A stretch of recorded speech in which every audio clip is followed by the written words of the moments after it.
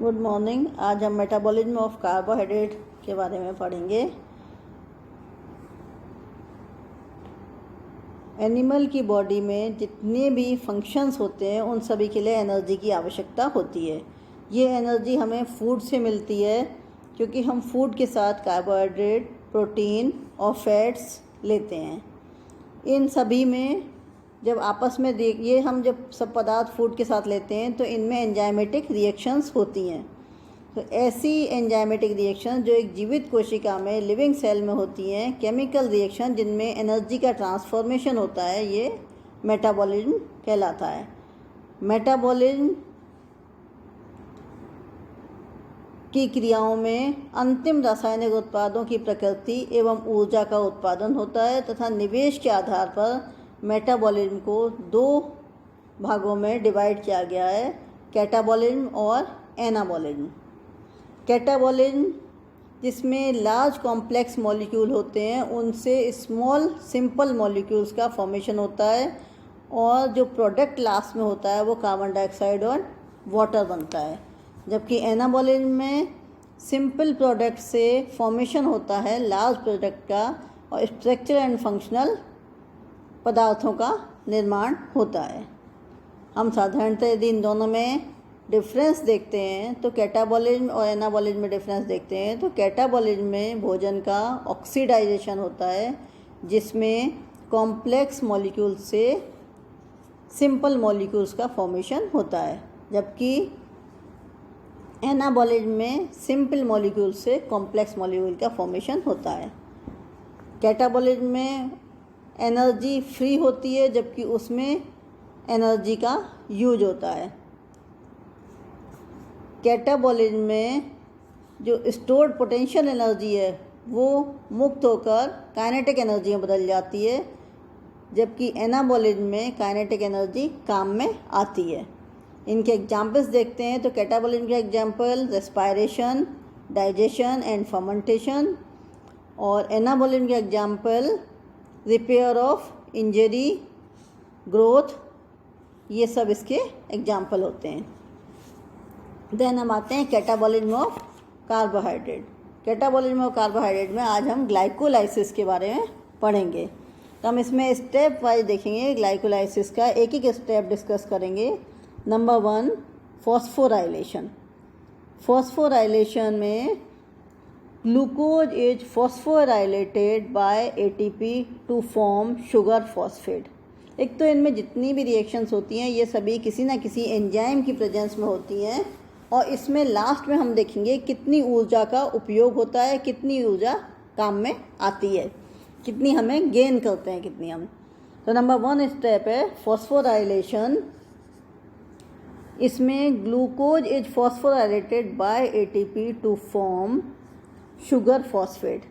Glucose phosphorylate हो रहा है एटीपी से और क्या बन रहा है, शुगर की फॉर्म में आ रहा है। This is an irreversible reaction and is catalysed by hexokinase. ये रिएक्शन इरिवर्सिबल होती है और इसमें एंजाइम जो काम में आता है वो हेक्सोकाइनेस होता है। Thus the reaction can be represented as follows. हम इसमें देखते हैं रिएक्शन ग्लूकोज, जैसा कि बताया गया, glucose in the presence of hexokinase बनाता है ग्लूकोज 6 फॉस्फेट। मीन्स ग्लूकोज के 6 नंबर कार्बन एटम पर फॉस्फेट लग जाता है, तो एटीपी एडीपी में कन्वर्ट हो जाता है। एटीपी एडिनोसिन ट्राइफॉस्फेट से एक फॉस्फेट मॉलिक्यूल निकल जाता है और वो 6 नंबर पर लग जाता है, इसलिए एडीपी हो जाता है। देन सेकंड स्टेप है आइसोमराइजेशन। आइसोमराइजेशन में एक मॉलिक्यूल से दूसरे मॉलिक्यूल पर ट्रांसफर होता है। इट इज रिवर्सिबल रीअरेंजमेंट है of chemical structure of carbonyl oxygen from C1 to C2 forming a ketose form the Eldhose. सिर्फ इनमें एक नंबर से दूसरे नंबर पर ट्रांसफ़र होता है, रीअरेंजमेंट होता है। Thus isomerisation of aldose glucose 6 phosphate gives the ketose fructose 6 phosphate. ये जो रिएक्शन ये ग्लूको आइसोमरेस की प्रेजेंस में होती है। ग्लूकोज 6 फॉस्फेट यहाँ पर फ्रक्टोज 6 फॉस्फेट बनाता है। Then third step phosphorylation. जैसे फर्स्ट स्टेप भी फॉस्फोराइलेशन था, अगेन थर्ड स्टेप फॉस्फोराइलेशन है। Here is the fructose 6-phosphate is phosphorylated by ATP to fructose 1,6 biphosphate. ATP से फॉस्फोराइलेशन होता है in the presence of phosphorylase kinase enzyme की फ्रक्टोकाइनेस enzyme की presence में होता है। इसमें फ्रक्टोज 6-फॉस्फेट से फॉर्मेशन होता है फ्रक्टोज 1,6 बायफॉस्फेट। 1 नंबर पर और कार्बन एटम 1 नंबर पर और फॉस्फेट ग्रुप आ जाता है तो ATP ADP में कन्वर्ट हो जाता है। पहले फ्रक्टोज 6-फॉस्फेट था, अब फ्रक्टोज 1,6 फॉस्फेट हो जाता है। ये रिएक्शन भी इरिवर्सिबल रिएक्शन है and is catalysed by phosphofructokinase enzyme. Then step number 4, break down the 6 carbon atom. ये अब तक जो हम पढ़ रहे थे फ्रक्टोज, ग्लूकोज, फ्रक्टोज दोनों ही 6 कार्बन एटम होते हैं। इनका ब्रेक डाउन हो रहा है। The 6 carbon atom sugar is cleaved to produce 2-3 carbon molecules. यहाँ 6 कार्बन एटम वाले जो हैं ये 2-3 कार्बन एटम वालों में बदल जाते हैं, जैसे ग्लिसरल्डिहाइड 3-फॉस्फेट and dihydroxy acetone phosphate. This reaction is catalysed by aldolase. देखिए ये पहले था यहाँ fructose 1,6 biphosphate in the presence of aldolase enzyme it is converted into glyceride 3-phosphate and dihydroxy acetone phosphate. Then step number 5, isomerization, समावीकरण बोलते हैं जिसे। इस प्रोसेस में dihydroxy acetone phosphate is oxidised to form glyceraldehyde 3-फॉस्फेट। इससे पहले वाले स्टेप में जब फ्रक्टोज 1,6 डाईफॉस्फेट ग्लिसरल्डिहाइड 3-फॉस्फेट का 1 मॉलिक्यूल बनाता है और डाईहाइड्रोक्सी एसीटोन फॉस्फेट का, ये डाईहाइड्रोक्सी एसीटोन फॉस्फेट कन्वर्ट हो जाता है ग्लिसरल्डिहाइड 3-फॉस्फेट में। This reaction is catalysed by triose phosphate isomerase enzyme. इस प्रक्रिया में कौन सा एंजाइम काम में आता है? Triose phosphate isomerase.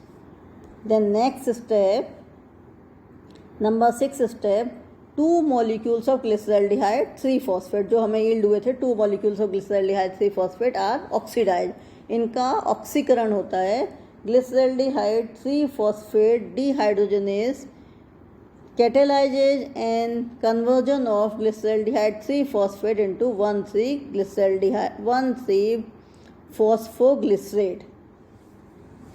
ये जो ग्लिसरल्डिहाइड 3-फॉस्फेट के 2 मॉलिक्यूल्स थे इनका कन्वर्जन हो जाता है 1,3-बायफॉस्फोग्लिसरेट में। Then next resultant reaction, glyceraldehyde 3-phosphate in the presence of glyceraldehyde 3-phosphate dehydrogenase converted into 1,3-biphosphoglycerate। यहाँ NAD कन्वर्ट हो जाता है NADH में।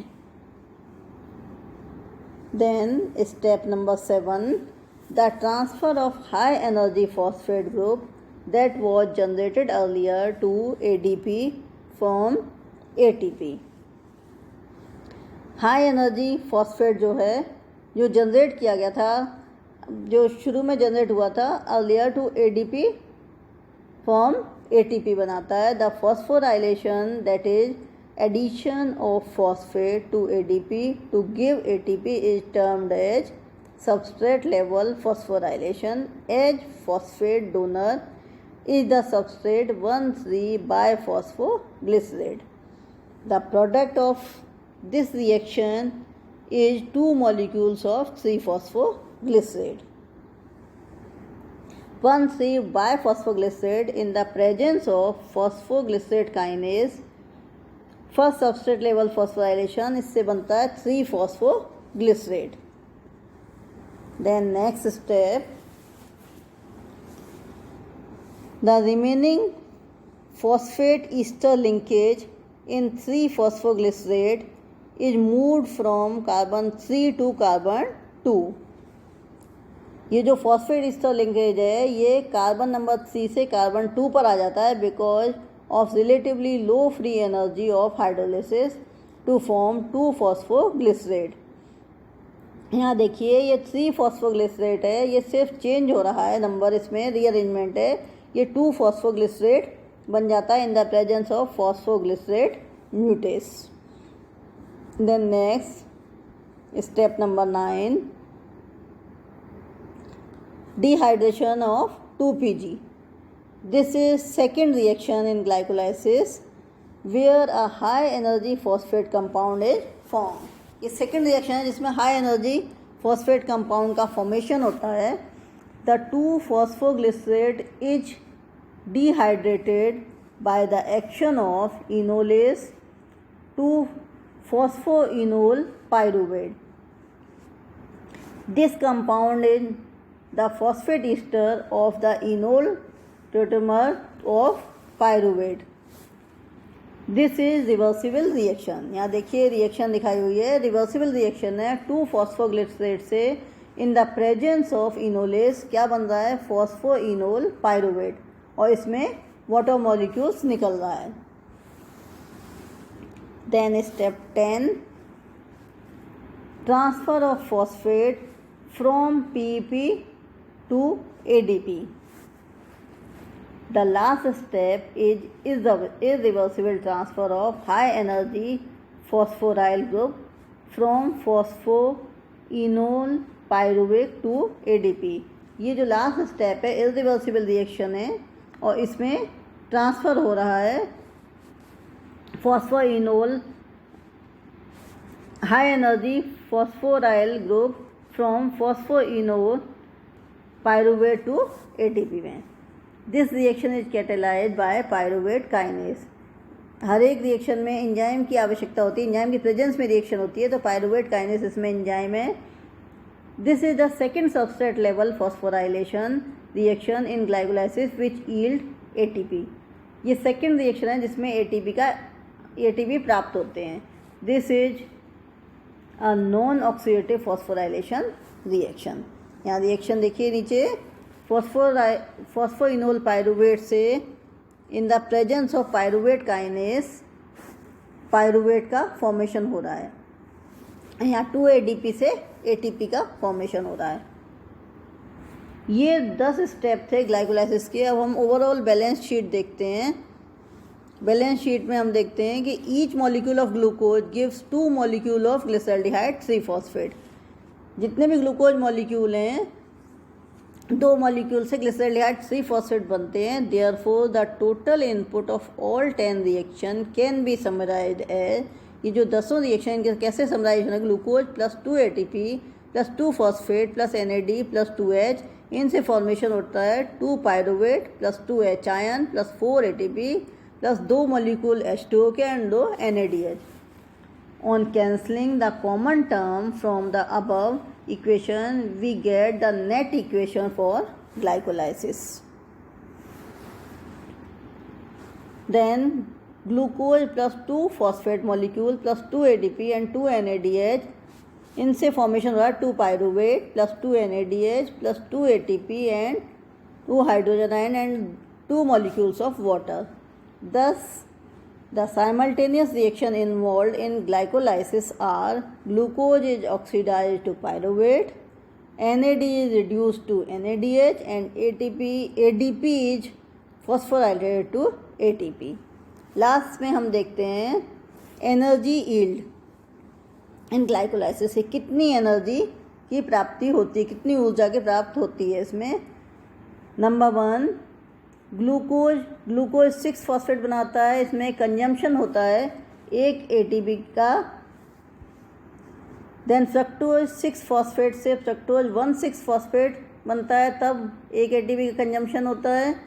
देन 1,3 डाईफॉस्फोग्लिसरेट से 3 फॉस्फोग्लिसरेट बन रहा है, इसमें gain of ATP 2 molecules. Then phosphoenol pyruvate से पायरुवेट बनता है, अगेन यहाँ गेन होता है 2 ATP। तो यहाँ कंजम्पशन हो रहा है 2 ATP का एंड गेन कर रहे हैं 4, तो नेट गेन 4 - 2 मीन्स 2 ATP का गेन होता है। तो इस तरीके से आज हमने ये ग्लाइकोलाइसिस प्रोसेस समझा कि ग्लाइकोलाइसिस क्या होता है। अब आपको एक असाइनमेंट दिया जा रहा है explain glycolysis in detail with all 10 steps.